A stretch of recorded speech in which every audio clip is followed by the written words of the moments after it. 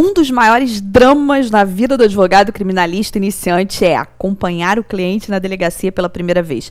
Olha, você não imagina quantas dúvidas eu recebo diariamente em relação a isso. O que eu faço para acompanhar, quais os cuidados que eu preciso ter, como que eu vou orientar o meu cliente. E olha só, se você prestar atenção em alguns detalhes, você não precisa mais ter esse drama na sua vida. O problema é que, geralmente, o estudante de direito ele não aprende isso na faculdade, por isso que, geralmente, ele fica tão nervoso na hora de acompanhar o cliente na delegacia pela primeira vez. Então, vamos a esses detalhes, mas sabendo o seguinte, eu não tenho pretensão de esgotar o tema aqui com você. Eu vou te passar algumas dicas. Se você estiver indo para a delegacia pela primeira vez, você vai saber o que é importante, mas lembrando, se você já é aluno, já é aluna do curso de prática na advocacia criminal, lá dentro nós temos 2 módulos super importantes para esse momento. Um deles é o módulo de atuação do advogado criminalista em sede policial, com todos os detalhes, mas detalhadamente mesmo. E o outro módulo é em relação à proteção da liberdade, para você analisar uma eventual legalidade, ilegalidade da prisão. Afinal de contas, pode ser que você já esteja comparecendo à delegacia porque o seu cliente está preso. Foi preso em flagrante, acabou de cometer infração penal, estava cometendo, enfim, uma daquelas situações de flagrante. Então, vamos às nossas dicas. Bem, um dos pontos essenciais é você precisa saber quem é o seu cliente. Quem te procurou? Te procurou porque está respondendo por algum crime? Está sendo investigado, na verdade, por algum crime? Ou foi a vítima do crime? Esse crime, se a pessoa que te procurou foi vítima, é um crime de ação penal pública ou de ação penal privada? Porque existem alguns detalhes que você precisa observar, como, por exemplo, se foi um crime de ação penal privada, você tem que ver quando que esse crime foi cometido, para verificar se já houve ou se não houve o prazo decadencial. E lembrando que qualquer atuação em sede policial, o registro de uma ocorrência, não vai interromper e nem vai suspender esse prazo decadencial semestral. Agora, se você foi procurado por aquele que está sendo investigado por um determinado crime, tem alguns cuidados que você precisa tomar em sede policial.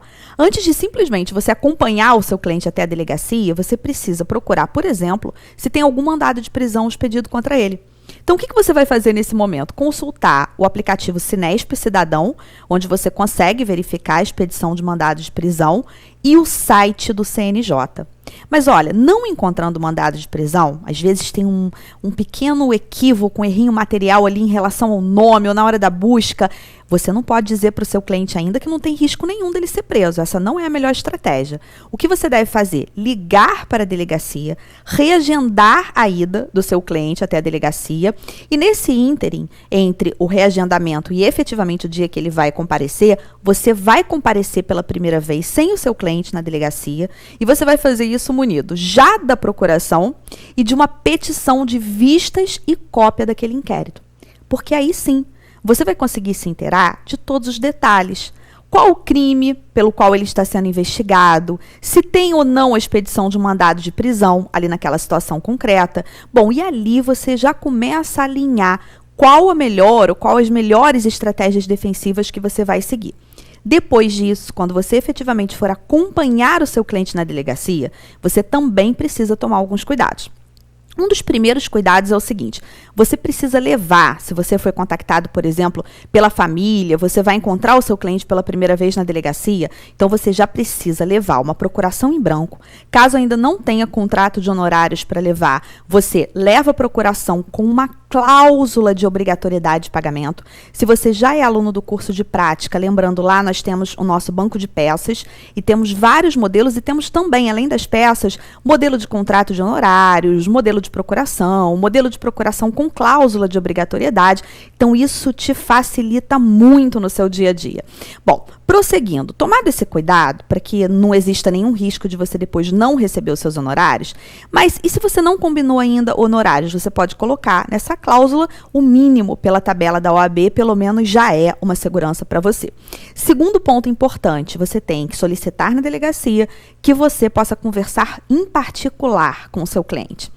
Lembrando que, logicamente, tem que existir um bom senso, né? Quais são as instalações ali daquela delegacia, onde é que você pode ter esse direito. Então, existe um bom senso, mas é importante que você se entreviste particularmente com seu cliente. Isso é garantido a você. Assim como o acesso que nós falamos aos autos do inquérito. Lembrando, inclusive, que esse acesso, ele é amparado tanto pelo Estatuto da OAB, depois dê uma lidinha, lá no artigo 7º do Estatuto da OAB, nos incisos 14 e 21. Anote aí.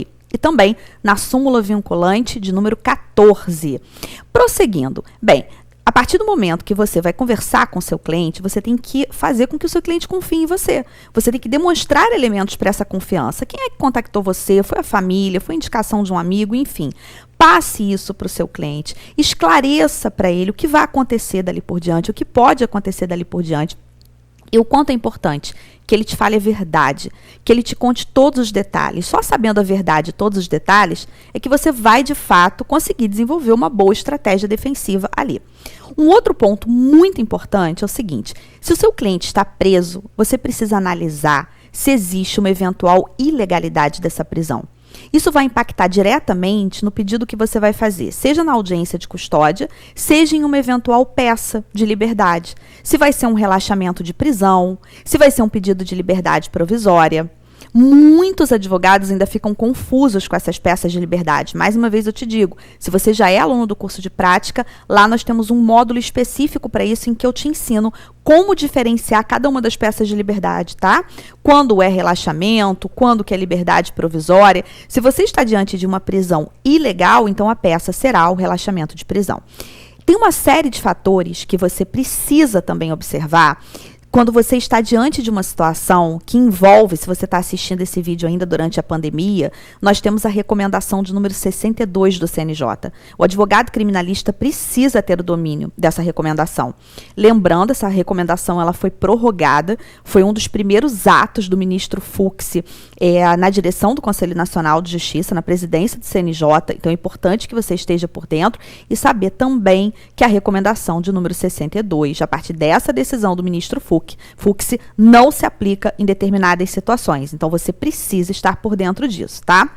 Prosseguindo na nossa análise, a partir do momento que você verifica ali uma legalidade ou uma ilegalidade da prisão e que você já teve acesso aos autos do inquérito, você consegue começar a desenvolver as suas estratégias de defesa, inclusive orientar melhor o seu cliente. Na delegacia, não é o momento do seu cliente dar todos os detalhes do que aconteceu. Então, das duas, uma. Ou seu cliente ele vai permanecer em silêncio, se essa for a melhor estratégia a adotar, depende do caso concreto, ou o seu cliente vai falar, mas não com riqueza de detalhes. O momento dele falar com riqueza de detalhes é lá na audiência de instrução e julgamento, no momento do interrogatório, que é o último ato a ser realizado. Porque ali naquele momento já se sabe exatamente o que deve ser dito, o que não deve ser dito, se existe ali uma estratégia defensiva apta a trazer uma confissão e por aí vai. Outro ponto importante que o advogado deve analisar também é se é caso de arbitramento da fiança em delegacia. Então, você também precisa analisar qual foi o crime, qual foi a pena, se é caso dessa afiançabilidade ou não. E mesmo que o cliente não tenha condições de pagar, isso deve ser analisado. Porque depois, em uma eventual peça de liberdade, você também pode trabalhar situações em que o crime é afiançável, mas que ali não há condições de pagamento de fiança por uma insuficiência, por uma hipossuficiência econômica daquela pessoa que está sendo investigada. Bom, eu espero que esses detalhes tenham ajudado você. Perceba que não é, portanto, nenhum bicho de 7 cabeças. Você só precisa saber direitinho o que fazer, seguir esses passos e tudo vai dar certo. Eu espero que você tenha gostado do vídeo e até o próximo.